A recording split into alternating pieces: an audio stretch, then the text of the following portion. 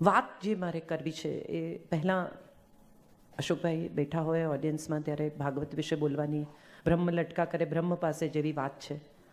છતાંય બહુ મને ગમતો વિષય ભાગવત એટલા માટે છે કે આત્મા સાથે, જીવનની રોજિંદી શુદ્ધિ સાથે જોડાયેલો વિષય છે. કૃષ્ણ કથા માત્ર નથી આ. કૃષ્ણ જન્મ્યા, મોટા થયા, એની બાળ લીલાઓ, રાક્ષસોનો નાશ, એની આગળ જઈને ભાગવત કશું કહે છે. ધુંધુકારી અને ગોકર્ણની કથાથી શરૂ થતી આ વાર્તા 2 જ શ્લોક છે ગોકર્ણ ગીતાના. બહુ આમ જુઓ ને તો ગીતા કૃષ્ણએ 700 વર્ષમાં કહી, અને આ 700 શ્લોકમાં ક્યાંય હિન્દુ શબ્દનો પ્રયોગ નથી. 700 verses and not a single word called Hindu.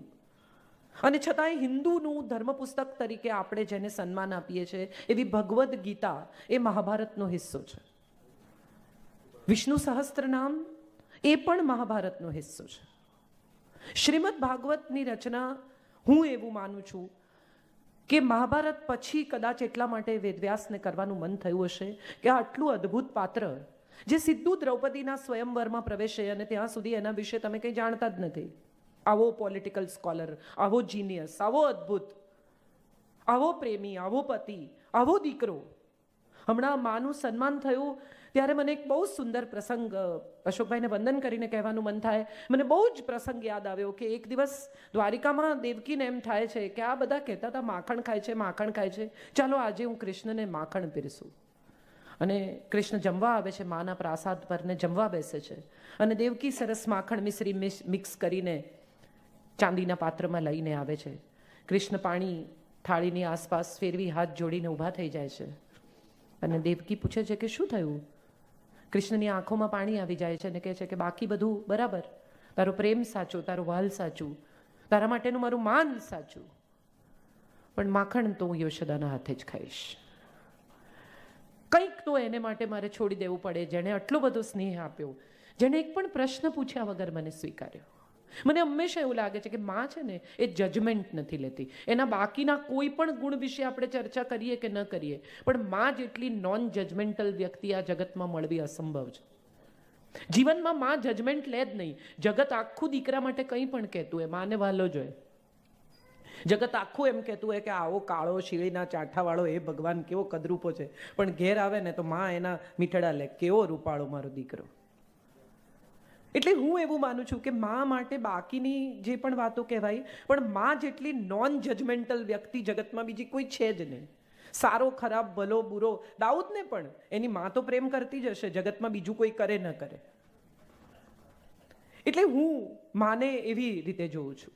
અને માની સાથે નોન જજમેન્ટલ જો બીજી કોઈ વ્યક્તિ આ જગતમાં મને મળી હોય ને, અને જેના વિશે મેં વાંચ્યું હોય ને, તો એ કૃષ્ણ છે. તમે જુઓ, એણે ક્યારેય કોઈને જજ નથી કર્યા. ભલા બુરા, સારા ખોટા લેબલ ચોંટાડ્યા જ નથી.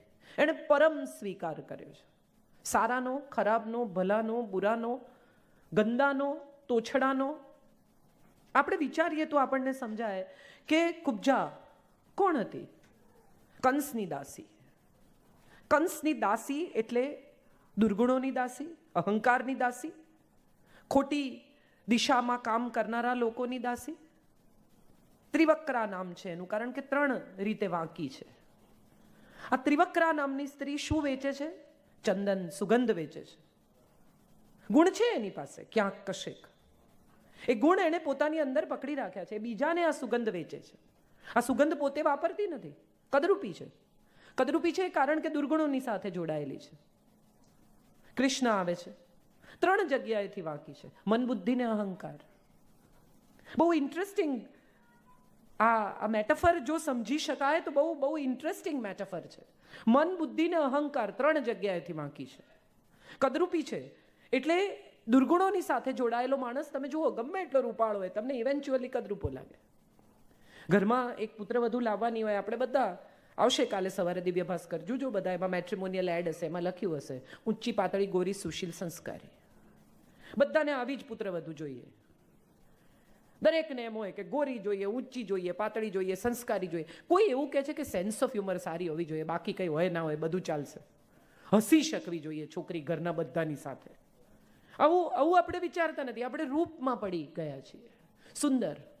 કૃષ્ણને કાળો કેમ કયો, એવો વિચાર ક્યારેય આપણે કરીએ તો સમજાય કે આ મેટાફર કાળાશનું એ શેને માટે છે? શ્યામ વર્ણ શું કામ કયો? કેટલી સુંદર કવિતા દયારામની, કે કશું કાળું મને ગમે નહીં, શ્યામ રંગ સમીપે ન જાઉં, બધું કાળું નકામ, જાંબુ ન ખાવાને, રીંગણા વંત્યાક ન ખાવાને, કાગડાની હવે કાગવાણીને હવે હું શુભ નહીં માનું, બધા નકામાં કાળા, મારે જોઈએ જ નહીં કોઈ. તો કાળો કેમ કયો? કારણ કે સૌંદર્ય એનું એના ચહેરા પર, એની ત્વચામાં નથી, એની ભીતર છે. કૃષ્ણ બહુ મોટું મેટાફર છે ભીતરના સૌંદર્યનું. જેમ તમે ઓળખતા જાઓ એમ પ્રેમ કરતા જાઓ, જેમ તમે જાણતા જાઓ એમ એના તરફ આકર્ષાતા જાઓ. એટલે આ કુબ્જા ત્રિવક્રા જે છે એ કૃષ્ણને નમે છે. કંસના મહેલમાં પધાર્યા છે કૃષ્ણ અને એને નમે છે. કૃષ્ણ હડપચીથી એને પકડે છે, એના પગ ઉપર પગ મૂકે છે અને એક ઝટકો મારે છે અને સીધી કરી નાખે છે. હડપચીથી કેમ પકડે છે? બીજે ક્યાંયથી પણ પકડી શક્યા હોત. તમે ક્યારેય પણ અહંકાર કરતા માણસને જુઓ ને તો તમને સમજાય કે અહીંયાથી ઊંચું થાય. પહેલું શું ઊંચું થાય? તમારી હડપચી ઊંચી થાય. એ પકડીને ઝટકો મારે છે, અહંકાર તોડી નાખે છે. અહંકાર છોડ તો કૃષ્ણને નમી શકીશ. કૃષ્ણની પૂજાની પહેલી શરત એ છે કે અહંકાર છોડી દે. ભાગવત આ શીખવે છે. કૃષ્ણ બહુ પોઝેસિવ ભગવાન છે. તમારા ટેકા ધીમે ધીમે ધીમે ધીમે એવા ખસેડતા જાય કે તમારે એને ઝૂક્યા સિવાય રસ્તો જ નથી. નરસિંહની પત્ની મરી જાય, એનો દીકરો ગુજરી જાય, એની દીકરી પણ ગુજરી જાય, ઇવેન્ચ્યુઅલી એકલો પડી જાય.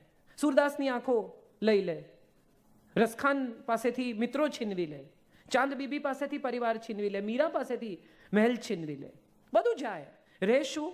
કૃષ્ણ ભક્તિ, કૃષ્ણ પૂજા, કૃષ્ણ પ્રેમ. આપણે બધા 4 ફેરા, 4 પુરુષાર્થ જાણીએ છીએ: ધર્મ, અર્થ, કામ, મોક્ષ.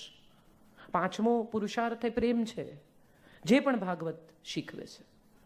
ધર્મ, અર્થ, કામ, મોક્ષ નહીં આવડે તો પણ જો પ્રેમ કરતા આવડશે તો બાકીના 4 પુરુષાર્થ આવડી જશે. એ ભાગવત શીખવે છે. બહુ રસપ્રદ ગ્રંથ છે ભાગવત. એટલા માટે કારણ કે આત્મગ્રંથ છે. આ માત્ર કથાઓ નથી, આ માત્ર વાર્તાઓ નથી. એમાંથી નીકળતા બધા જ મોરલ રસપ્રદ છે. એમાંથી નીકળતી દરેક વાત રસપ્રદ છે. જિંદગી વિશે કંઈ ને કંઈ શીખવે છે. હમણાં મને ઉપર પૂછતા હતા કે ભગવદ્ ગીતા યુવાનોને કેમ શીખવી શકાય, અથવા શીખવે તો એમને શું એમાંથી આપી શકાય. મને હંમેશા એવું લાગ્યું છે કે આપણું અધ્યાત્મ, our spirituality has so much to give. The only problem is we have never learnt it. We have never gone deeper into it. Hindustan કદીએ પોતાના અધ્યાત્મમાં ઊંડું ઉતર્યું જ નહીં. એ લોકોને બીજે બધે બહુ રસ પડ્યો, વિજ્ઞાનમાં. પુષ્કર વિમાનની કથા છે એટલે કંઈક તો ઉડતું હશે, આઈ એમ શ્યોર. એ શું હશે ખબર નથી, પણ કંઈક તો એવું વાહન હશે કે જે ઉડીને આવ્યું. એટલે રાવણ પાસે એવું કોઈક સાયન્ટિફિક ઇન્સ્ટ્રુમેન્ટ હતું જે ઉડતું હતું. અથવા એ સિવાયની કથાઓ કરીએ તો કુંતીને આશીર્વાદ આપે છે દુર્વાસા. દુર્વાસા પણ બહુ રસપ્રદ પાત્ર આવે છે ભાગવતમાં. કોણ છે આ દુર્વાસા? ક્રોધી છે, શાપ આપે છે, ગુસ્સો કરે છે, બેકાર માણસ છે. આવી એક તમને એની ઇમ્પ્રેશન આવે કે હાલતા ચાલતા શાપ આપે. યાર, આવો તો કંઈ માણસ હોય? પણ આપણે સમજીએ તો સમજાય કે 3 ગુણો, રજસ, સત્વ અને તમસ. 3 ભાઈઓ, દત્તાત્રેય, ચંદ્રમા અને દુર્વાસા. આ 3 એવા ભાઈઓ કે જે 3 ગુણોમાંથી જન્મ્યા. એક રજસ, એક તમસ, એક સત્વ. બ્રહ્માનો દીકરો દત્તાત્રેય, રજસનો દીકરો ચંદ્રમા. સુંદર છે, તમે જુઓ. સાંજ પડે આમ ચાંદની રેલાએ તો રોમેન્ટિક કરી નાખે. રજસ છે, સ્પષ્ટ રીતે રજસ. એમાં બીજો કોઈ તત્વ તમને જડે જ નહીં. અને છેલ્લું તમસ છે, ક્રોધ. ગમે તેટલો જ્ઞાની, ગમે તેટલો ઇન્ટેલિજન્ટ, ગમે તેટલો અદ્ભુત વ્યક્તિ, પણ અંતે ક્રોધી. સ્વયં પર જેનું નિયંત્રણ નથી એનું ક્યાંય પણ નિયંત્રણ નથી. નારદને શાપ આપે છે કે તું ક્યાંય ટકીને નહીં રહે, જા. તારે બધેથી નીકળી જ જવું પડશે. તું જ્યાં જઈશ ને ત્યાંથી તારે રખડ્યા જ કરવું પડશે. એક જ જગ્યાએ નારદ ટકીને રહી શકે છે. ક્યાં? દ્વારિકામાં. કેમ? કારણ કે દ્વારિકામાં ક્યાંય પણ કોઈ પણ જગ્યાએ તમસ નથી, ફક્ત સત્વ છે. અહંકાર સત્વનો પણ હોય છે. શુદ્ધિનો પણ અહંકાર હોય. આપણે કેટલા બધા લોકોને એવા નથી ઓળખતા કે જે તમને પોતાની સેવા વિશે કથા કરે. હું અહીંયા જાઉં છું, હું અહીંયા જાઉં છું, હું આ કરું છું, હું આને સેવા કરું છું, હું પેલાને આટલા મેં દાન કર્યું, અહીંયા તકતી લગાવીને અહીંયા તકતી. આ સત્વનો અહંકાર છે. તમે શું આપ્યું છે એ જો તમારે કહેવું પડે તો હું માનું છું એ અહંકાર જ છે. રજસનો પણ અહંકાર આપણે જોયો જ છે. મને બહુ હસવું આવે. બહુ ઇન્ટરેસ્ટિંગ હોય છે અશોકભાઈ. લોકો આપની સાથે પણ થતું હશે, પોતાને ઘેર લઈ જાય, ઘર બતાવે. મારે કેમ જોવું પડે તમારું ઘર? Why should I look at your home? આ માર્બલ અમે અહીંથી મંગાવ્યા, ના અમે અહીંયાથી કર્યું ને, આ આમ કર્યું ને. કઈ મને શું ફરક પડે? હું આ ઘરમાં રહેવાની છું, મને ફરક નથી પડતો આ ઘરથી. તમે માણસ કેવા છો? મને ફરી આ ઘરમાં આવવાની ઈચ્છા થાય કે ન થાય એટલું જ મારે નક્કી કરવાનું છે. તમારા રજસના અહંકારમાં મને કોઈ રસ નથી. અને તમસનો અહંકાર તો હોય જ છે. તમસ સ્વયં અહંકાર છે. અંધારું છે, ઘોર અંધારું તમસનું. તો દુર્વાસા તમસનું સંતાન છે, રુદ્રનું સંતાન છે, ક્રોધી છે, મગજ વારે વારે જતું રહે છે. અને આ વારે વારે જેનું મગજ જાય છે એવા દુર્વાસા એ આ પાત્રમાં, આ ભાગવતમાં બહુ ઇન્ટરેસ્ટિંગ પાત્ર તરીકે આવે છે. ભાગવત કેટલા બધા પાત્રોને આપણી સામે ખોલે છે. એક આત્મદેવ છે, એની પત્ની છે ધુંધુલી. બહુ ઇન્ટરેસ્ટિંગ. આત્મદેવ, ધુંધુલી બુદ્ધિ છે, એક આત્મા છે. એક બધું જ માને છે, એકને બધામાં શ્રદ્ધા છે, અને એકને કશાયમાં શ્રદ્ધા નથી. બધું ખોટું, બેકાર. બુદ્ધિ હંમેશા તર્ક કરે, સવાલ. કેમ? આખી વાય જનરેશન છે. હમણાં અમે નીચે હતા ત્યારે હું કોઈકને કહેતી હતી કે હમણાં મને કોઈ કીધું નો જનરેશન છે. મેં કીધું ના, નો જનરેશન નથી, આ વાય જનરેશન છે. લોજિકની જનરેશન છે. કેમ લોજિકની છે? કારણ કે ટેકનોલોજી સાથે જોડાયેલી છે. એમનો જન્મ જ ટેકનોલોજી સાથે જોડી દે છે. તમે જુઓ, નાનું 2-2.5 વર્ષનું બાળક ABCD ના આવડતી હોય પણ વાઈફાઈનો પાસવર્ડ ટાઈપ કરે. ક્યાંથી શીખે છે? આ ટેકનોલોજીના સંતાનો છે. અને આ ટેકનોલોજી હોવાને કારણે લોજિકલ છે. ટેકનોલોજીને સીધો લોજિક સાથે સંબંધ છે. એક એન્ડ્રોઈડ આવડે, બધા આવડે. એક આઈફોન આવડે, બધા આવડે. આઈફોન આવડે તો તમને આઈપેડ પણ આવડે, ને આઈપેડ આવડે તો તમને મેક પણ આવડે. એક જ લોજિક છે, સળંગ અપ્લાય થાય છે. આમાં કશું જુદું જુદું નથી. આત્મા સૌનો ડિફરન્ટ છે. આત્મા સાથે જોડાયેલી લાગણીઓ ડિફરન્ટ છે, સ્મૃતિઓ ડિફરન્ટ છે. આટલા કરોડો અબજો લોકો જન્મે છે, એક પણ ફિંગરપ્રિન્ટ એકબીજા સાથે મળતી નથી. સાહેબ, આનાથી મોટી ટેકનોલોજી ક્યાંથી લાવશો? Where will you bring it? એક પણ ફિંગરપ્રિન્ટ એકબીજા જેવી નથી. આ તો કેવી રીતે બનતી હશે? કોણ બનાવતું હશે? કયા સાયન્સની સાથે જોડાયેલી આ કથા? કેવી રીતે આ લોજિક એક્સપ્લેન કરશો? કોણ ગોઠવે છે નારંગીમાં ફાંક? કોણ ભરે છે નારિયેળમાં પાણી? કેવી રીતે એક્સપ્લેન કરશો? બાળકના જન્મના કોન્ટ્રાક્શન શરૂ થાય અને બાળક જન્મ લે, એની વચ્ચેનો સમય વિશ્વનો કોઈ ડોક્ટર ભાંકી શકતો નથી. બાળકનો જન્મ થશે ટૂંક સમયમાં, મેટર એન્ડ્સ, વેટ.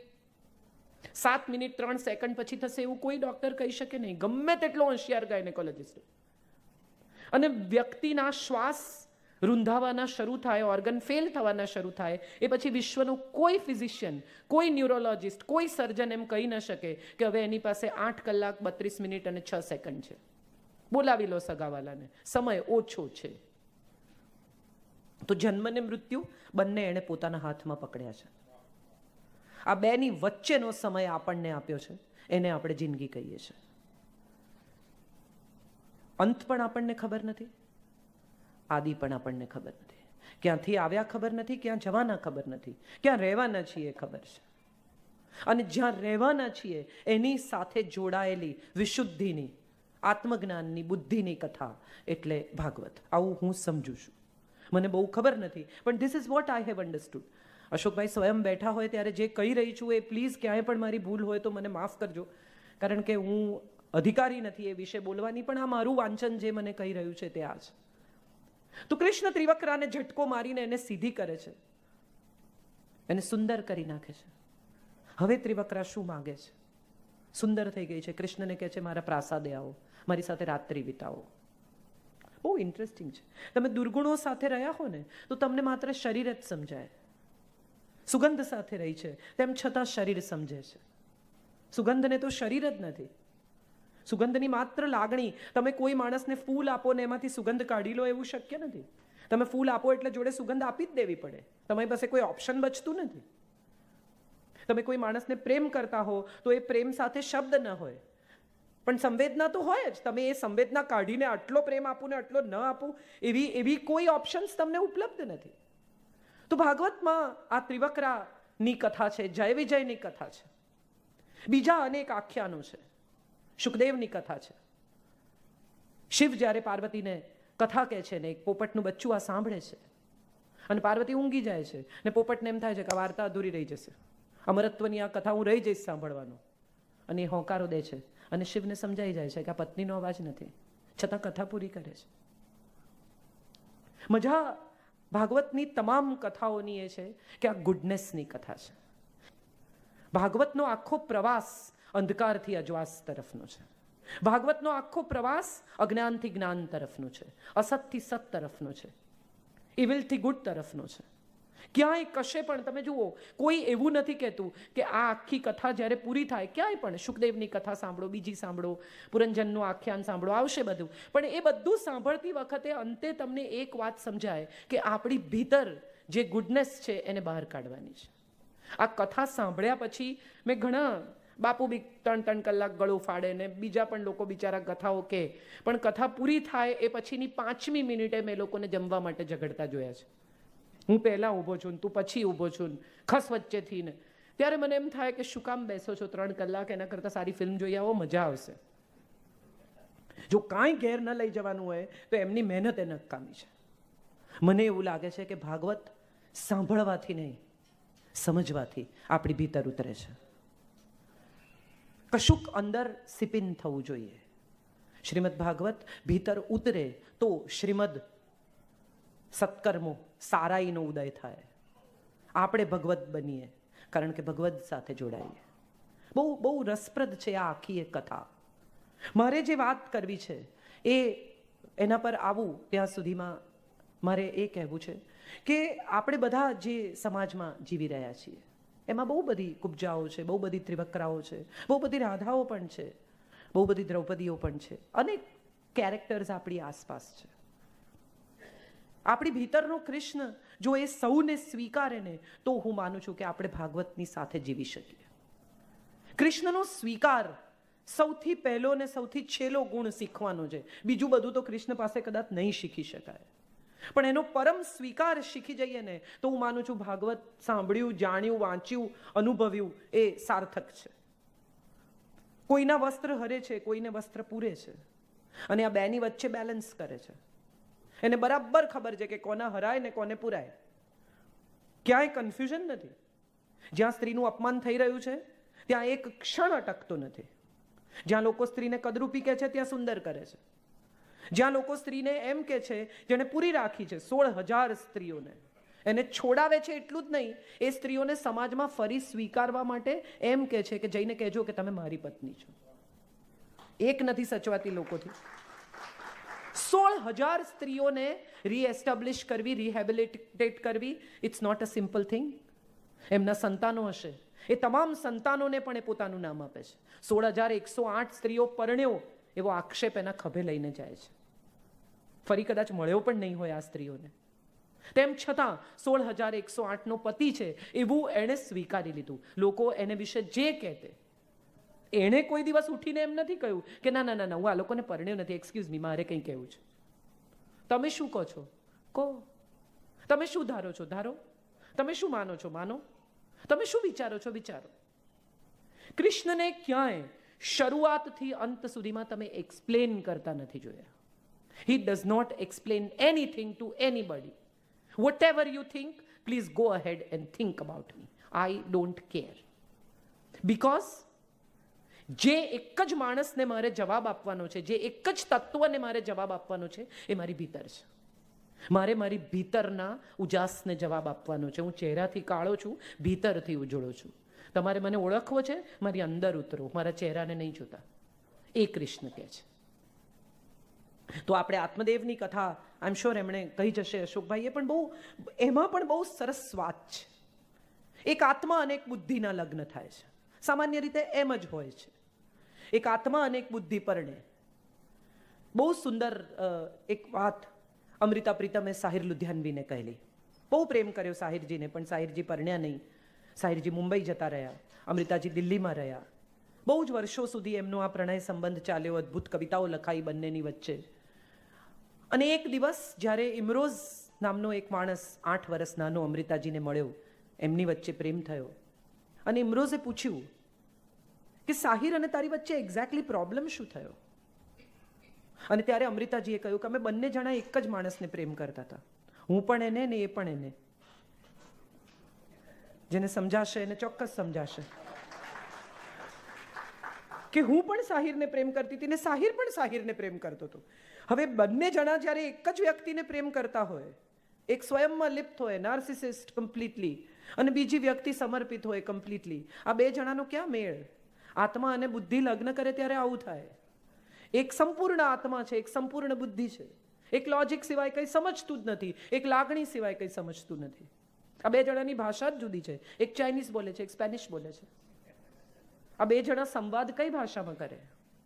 તો આત્મદેવ અને ધુંધુલી પરણે છે, એમના લગ્ન થાય છે, એમને સંતાન નથી થતું.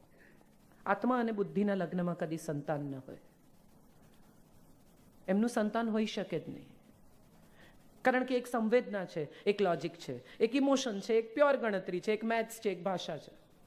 એક દિવસ બહુ સરસ કોઈકે એક્સપ્લેન કરેલું કે લતાજી છે ને, લતા મંગેશકર, એ સંગીતનું મેથ્સ છે, અને કિશોર કુમાર છે ને, એ સંગીતની ભાષા છે.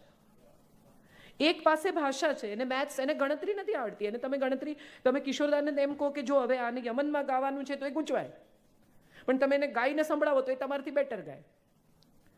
તો કેટલાક આવા હોય છે કે જે ભાષા છે, કેટલાક છે કે જે મેથ્સ છે. ધુંધુલી મેથ્સ છે. આમ થયું તો આમ થયું તો આમ થવું જ જોઈએ. હું કેટલા બધા એવા લોકોને ઓળખું છું કે જે બીજાના બદલે વિચારે. હું ઘણીવાર એમને કહું છું કે એ પણ શું વિચારશે, તમે વિચારવાના હો તો પછી એ શું વિચારશે? એ આમ વિચારશે. અરે એ જે કરતા હોય, તમે શું, તમે તમારું વિચારો, એને એનું વિચારવા દો. બધાના બદલે કેમ તમે વિચારો છો? આપણે એવા કેટલા બધા લોકોને ઓળખીએ છીએ કે જે બીજાના બદલે આખી સ્ક્રિપ્ટ લખે. પછી હું આમ કહીશ, પછી આમ કહેશે, પછી હું, અરે ભાઈ હજી તો તમે વાત શરૂ નથી કરી, એ શું કહેશે છોડો. કેટલા તમે એવા લોકોને પણ ઓળખતા હશો કે તમે વાત કરવાની શરૂ કરો ને એટલે ના જ પાડવા માંડે. એ એના મનમાં ના પાડે છે, એ તમારી વાત સાંભળવા જ તૈયાર નથી. હું મારા દીકરાને, મારો દીકરો મોટો થઈ રહ્યો છે, 21 વર્ષનો છે, હું એને ઘણી વાર કહું છું કે હું ખોટી છું એવા પ્રીકન્સીવ નોશન સાથે તારે મારી વાત સાંભળવી છે. ઇન્ટરેસ્ટિંગ, આ કમ્યુનિકેશન બહુ ઇન્ટરેસ્ટિંગ થઈ શકે કે હું ખોટી જ છું, ચાલ, પણ તારે એકવાર સાંભળી લેવું છે કે હું શું કહું છું. ક્યાંક કશેક કશુંક સિપિન થાય, ક્યાંક કશેક કશુંક પહોંચે. તો ધુંધુલી અને આત્મદેવ વચ્ચે સંતાન નથી, અને અંતે આત્મદેવ ઈશ્વરનું ધ્યાન ધરે છે. એને ઈશ્વર એક ફળ આપે છે અને કહે છે કે આ જઈને તારી વાઈફને આપજે, એ ખાશે તો એને સંતાન થશે. બહુ બધી કથાઓ છે આપણી પાસે ફળની. એક ભર્તૃહરિની કથા પણ છે.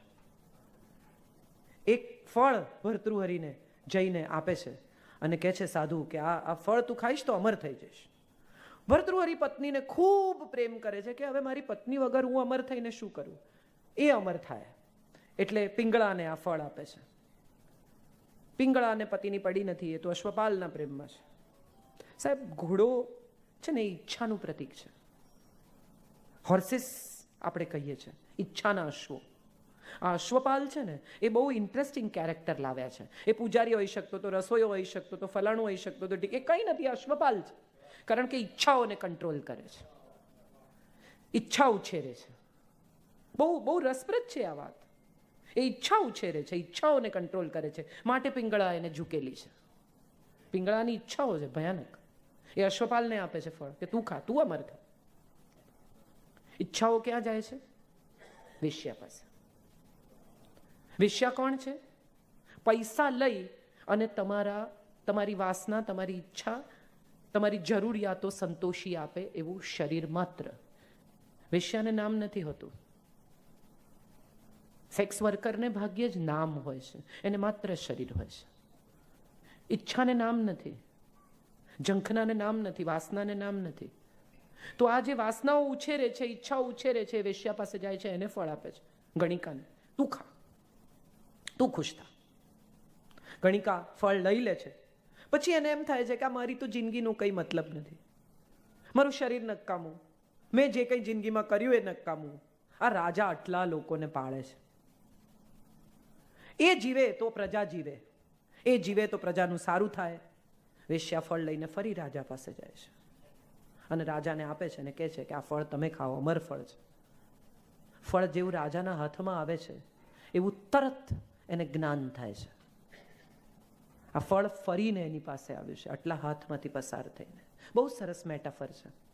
આપણને જ્યારે પહેલી વખત કશું મળે છે ને ત્યારે એનું મૂલ્ય નથી થતું. એ જ્યારે જતું રહે ત્યારે આપણને સમજાય છે કે આ ગયું એ બહુ ઇમ્પોર્ટન્ટ હતું. સુખ ગયું ને એ સુખ બહુ અગત્યનું હતું. આ ગયું એ સુખ હતું એ સુખ હતું એવી તો ખબર જ નથી. સાદો દાખલો, બહુ જ સાદો અને બહુ મજા પડે એવો દાખલો. અમારે ત્યાં અહીંયા ઇન્ડિયામાં કચરો લેવા આવે રોજ. તમારે ત્યાં બહાર મૂકવો પડે, અમારે ત્યાં ઇન્ડિયામાં કચરો લેવા રોજ માણસો આવે. એ રોજ આવે ને ત્યાં સુધી આપણને એનું નામ જાણવાની, ફોન નંબર જાણવાની, એ કોણ છે જાણવાની કોઈ કરતા કોઈ તમા નથી હોતી. એ અઠવાડિયું ન આવે ને તો આપણે એને ગોતવા માંડીએ કે આ કોણ છે, ક્યાંથી આવે છે, એનો ફોન નંબર શું, એને ગોતો ભાઈ, બોલાવો એને. આ નથી આવતો એટલે ગોત્યો, આવતો તો ત્યાં સુધી તો ક્યાં કોઈને પડી હતી. તો આત્મદેવ જ્યાં સુધી પ્રેમ કરે છે, જ્યાં સુધી એને બધું જ આપે છે, ત્યાં સુધી ધૂંધુલીને પડી જ નથી. એને ફળ આપે છે જઈને કે આ ખાત અને બાળક થશે. બુદ્ધિ છે, શ્રદ્ધા નથી. 1% શ્રદ્ધા નથી બુદ્ધિને. તરત જ લોજિક આવે. તમે એમ કહો કે આ બહુ મોટા જ્ઞાની સાધુ પુરુષ છે એટલે તરત બુદ્ધિ પૂછે કે એવું કોણે કીધું. અને શ્રદ્ધા તદ્દન અંધ છે. આપણને રામ રહીમ પણ મહાત્મા લાગે છે, આપણને આસારામ પણ મહાત્મા લાગે છે, કારણ કે શ્રદ્ધાને અક્કલ નથી અને બુદ્ધિને બિલકુલ વિશ્વાસ નથી. આ બે જણા એકબીજાની સાથે જોડાયા છે. આ ફળ જઈને આપે છે એને કહે છે કે આ ખાત અને સંતાન થશે. પેલી કે ના ભાઈ ના, આ તો ઝેર બેર ક્યાંક ખવડાવી દે, નકામો માણસ છે, આ છોકરું નથી થતું, મને મારી નાખશે ને કોઈક બીજાને લાવશે, રહેવા દો, આપણે નથી ખાવું. એટલે આમ તેમ જોઈને ફળ પેલી ગાયને ખવડાવી દે છે અને પોતાની બહેનના દીકરાને, પ્રેગ્નન્ટ છે એવું ડોળ કરીને બહેનના દીકરાને લઈ આવે છે, જેનું નામ ધુંધુકુમાર પાડે છે. હવે ગાય પણ એક બાળકને જન્મ આપે છે, કારણ કે ફળ તો ફળનું કામ કરે. ગાયને બાળક જન્મે છે જેના કાન લાંબા છે. સાહેબ, બહુ સરસ મેટાફર છે. જીભ ટૂંકી છે, કાન લાંબા છે. શ્રોતા બહુ સારો છે, બકવાસ ઓછો કરે છે. હમણાં એમણે કીધું ત્યારે હું વિચારતી હતી કે હે, હું આટલું બધું બોલું છું. પણ મજાની વાત છે. મને બહુ ગમે છે ભાગવત એટલા માટે કે દરરોજ કશું શીખવાનું છે. હું જેટલી વાર ભાગવત હાથમાં લઉં ને એટલી વાર મને એમ થાય કે સમુદ્ર મંથન શું છે. તમે દાખલા તરીકે સમુદ્ર મંથનની કથા તરફ જાઓ તો તમને સમજાય શું છે સમુદ્ર મંથન. રોજ ચાલે છે આપણી ભીતર, એવરી ડે આપણી ભીતર સમુદ્ર મંથન થાય જ છે. રોજ એમાંથી કાં તો પારિજાત નીકળે છે, કાં તો લક્ષ્મી નીકળે છે, કાં તો હળાળ નીકળે છે, કાં તો અમૃત નીકળે છે, કાં તો કલ્પવૃક્ષ નીકળે છે. રોજ કશું નીકળે છે અને રોજ એને લેનારા હાજર તૈયાર ઊભા છે. હળાળ લઈ જનારા ઊભા છે. એવું નથી કે હળાળ તમને જ સોંપી દીધું કે તમે પીઓ, ના, એ લેવા પણ આવે છે. તમારો ક્રોધ, તમારો ગુસ્સો, તમારી જીભ, તમારો તિરસ્કાર લેનારા પણ છે આ જગતમાં. એ લઈને શું પાછું આપે છે એના ઉપર તમારા સંબંધોનો આધાર છે. કેટલાક લઈ લે અને અટકાવી દે ગળામાં, અને કેટલાક પીને તમારા ઉપર જ કોગળો કરે કે છીછી આ તો ઝેર છે. તમારે નક્કી કરવાનું છે કોણ છે. તો આ ધુંધુકુમાર અને ગોકર્ણ બે ભાઈઓ છે. બહુ જ રસપ્રદ કથા છે. અને ગોકર્ણ બહુ સારો ભલો માણસ છે, બહુ સરસ છોકરો છે, મા બાપની સેવા કરે છે, સારી રીતે રાખે છે. ધુંધુકુમાર એકદમ બેકાર એઝ યુઝ્યુઅલ માણસ છે. 5 વેશ્યાઓ સાથે રહે છે. સાહેબ, કોણ છે આ 5 વેશ્યાઓ? 5 ઇન્દ્રિયો છે. બુદ્ધિને કોણ લલચાવે, બુદ્ધિને કોણ જુદે રસ્તે લઈ જાય, બુદ્ધિને કોણ ગૂંચવે, બુદ્ધિને કોણ દિશાહીન કરી નાખે? આપણી ઇન્દ્રિયો. બુદ્ધિ ઉપર ખૂબ કાબુ છે આપણો. જે લોકો ઇન્ટેલિજન્ટ છે, જે લોકોને ખબર છે કે ઇન્દ્રિયોને આપણે કાબુમાં રાખવાની છે, એ ગોવિંદને નમે છે. જે ઇન્દ્રિયોને ચારે છે તે ગોવિંદ છે, જે ઇન્દ્રિયોને પાળે છે તે ગોપાલ છે. આ ગોપાલ ગોવિંદ ને જે નમે છે એને બરાબર ખબર છે. કૃષ્ણના શંખનું નામ પાંચજન્ય છે. 5 ઇન્દ્રિયોને જે એક દિશામાં લઈ જઈને ફૂંકી શકે એ જ પાંચજન્યને હેન્ડલ કરી શકે. બધાની તાકાત નથી. પાંચેય ઇન્દ્રિયોને એક દિશામાં લઈ જઈ શકે, એ પંચજન્ય ફૂંકી શકે, હાથમાં ન ઉપાડી શકે. અને ક્યાંથી લાવે છે આ પંચજન્ય? પાતાળમાંથી. કેમ પાતાળમાંથી લાવે છે? કારણ કે જ્યારે ગ્રેજ્યુએટ થાય છે ત્યારે સાંદીપની એને કહે છે કે મારા દીકરાને ઉપાડી ગયો છે પંચજન્ય રાક્ષસ, લઈ આવો, આ મારી ગુરુદક્ષિણા.